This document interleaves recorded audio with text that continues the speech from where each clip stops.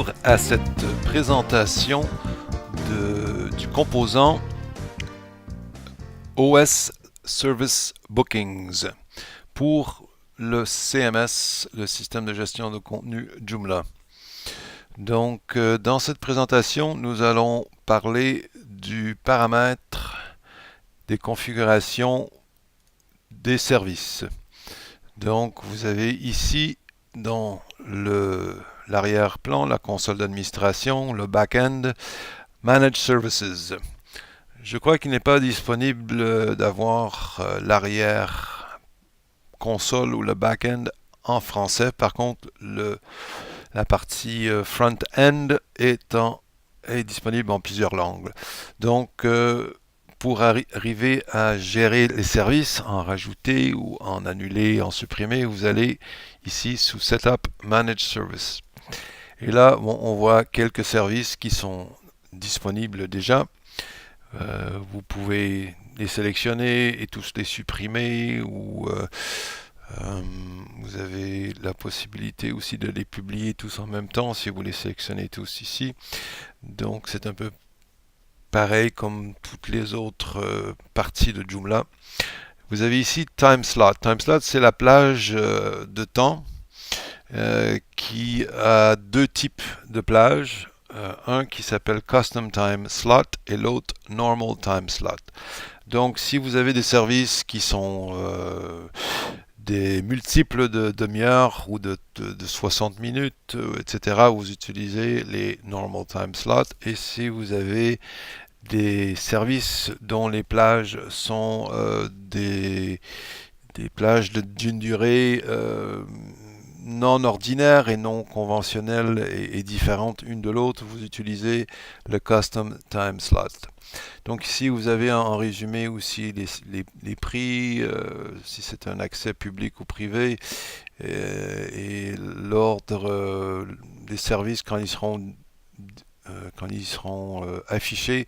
Ici, vous avez un contrôle et vous pouvez évidemment trier tous ces services par une des colonnes ici juste en cliquant simplement sur la colonne.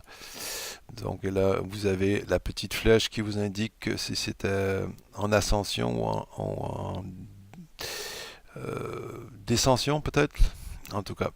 Et voilà. Et donc ici, comme je l'ai dit, c'est l'ordre dont vont apparaître les services dans différents aspects du composant. Et ici, c'est le statut si l'application, plutôt si le service est publié ou non publié. Et vous avez aussi un autre aspect ici que je vais vous montrer par après. Donc, si on va voir un service traditionnel, vous allez voir ici, par exemple, vous affichez. Ici, vous s'affichent les catégories, donc vous sélectionnez une des catégories que vous avez déjà établies dans une autre partie du composant. Vous avez le nom ici de votre service que vous affichez, le prix du service. Vous avez aussi, si vous avez le même service à différentes longueurs, donc vous devez créer des variations de ce service. Et vous avez ici un ajustement possible de prix. Ça veut dire que ça, c'est le prix de base et vous pouvez avoir des variations de ce prix par diverses journées de la semaine. Donc, c'est ici que vous réglez ça. Ici, c'est le même que l'original. Mais si vous ne sélectionnez rien ici, de toute façon, par défaut, ils seront toujours à 100 euros. Et sinon, vous rentrez ici pour changer la longueur ou le tarif pour ce service pour les différents jours de la semaine. Et là, vous avez aussi la possibilité de régler les tarifs pour des périodes non conformes à juste une journée de la semaine, mais à des dates spécifiques. Donc là, vous pouvez choisir une date en particulier ou une plage de date, d'une date à une autre date. Et puis là, pour cette période-là, vous pouvez augmenter ou baisser le prix. Par exemple, si c'était le temps de Noël et vous étiez un spa, peut-être que vous augmenteriez le prix pour cette période-là. Donc ici, c'est la longueur du service pour quand vous utilisez une plage de temps normal. Donc une plage de 60 minutes, c'est normal. Ici, vous pouvez ajouter une photo ou si vous cliquez ici, vous allez l'enlever carrément. Ici, c'est l'ordre des services qui seront affichés. C'est la même chose que je vous ai montré tout à l'heure. Quand on voit la page sommaire de tous les services, on peut déplacer l'ordre. Ici, c'est la même chose. C'est juste une autre place pour changer ce même paramètre.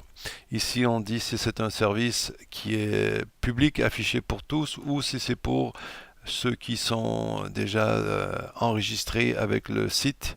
Donc, ce serait des registered users, utilisateurs enregistrés, ou d'autres catégories d'utilisateurs que vous pouvez changer et configurer sur mesure. Donc, dans notre cas, on veut que tout le monde puisse accéder à ce service. Ici, c'est si le service est publié ou non. Statut, ça veut dire ça égale publié. Ici, ça nous permet aussi qu'un client puisse répéter sa réservation tous les jours ou à tous les mois. Donc, une répétition par fréquence de jours, de semaines ou de mois ici.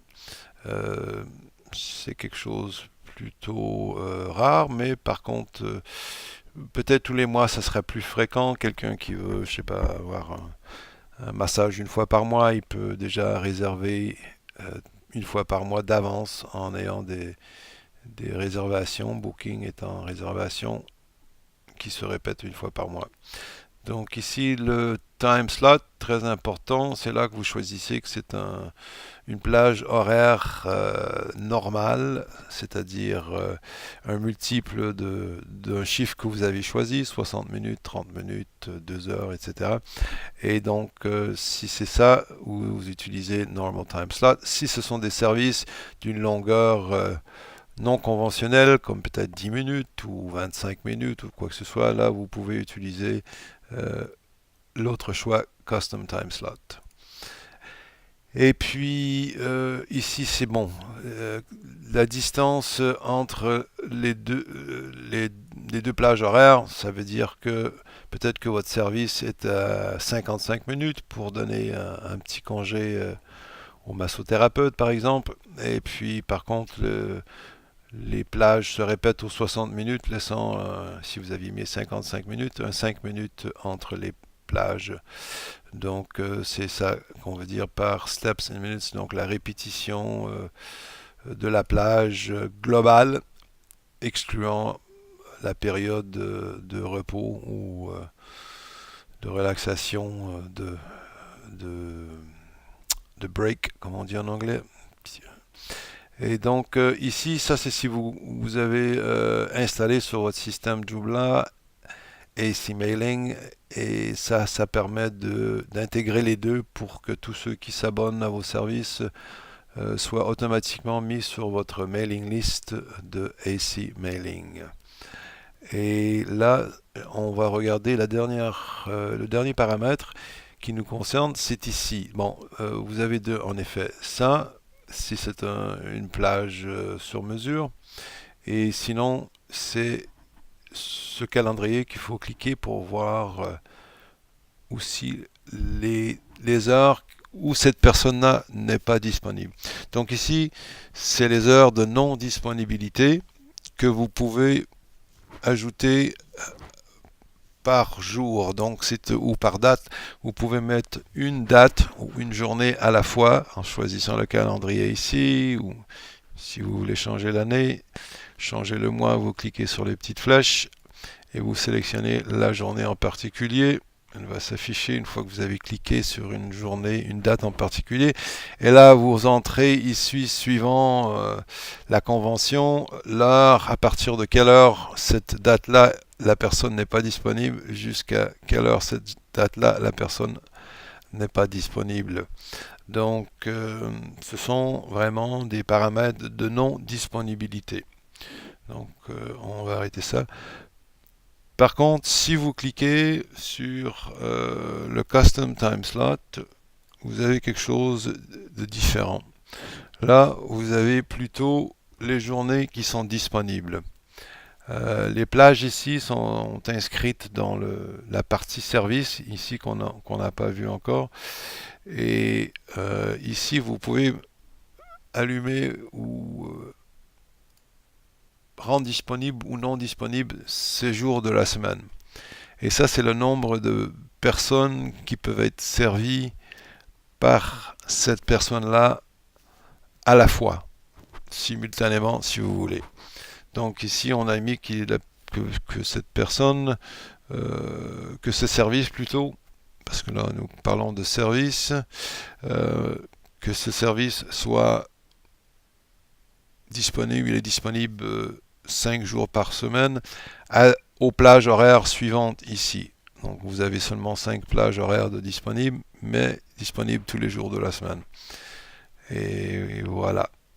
Donc ceci complète le côté